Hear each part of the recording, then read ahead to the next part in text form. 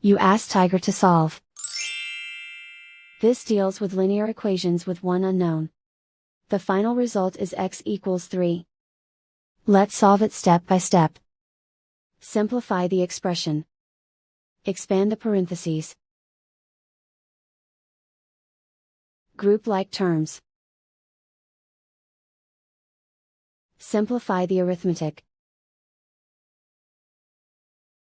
Group all constants on the right side of the equation. Subtract 6 from both sides. Simplify the arithmetic.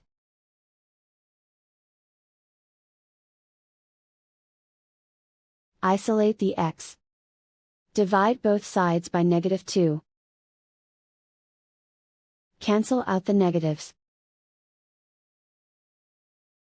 Simplify the fraction. Cancel out the negatives. Find the greatest common factor of the numerator and denominator. Factor out and cancel the greatest common factor. And so the final result is x equals 3.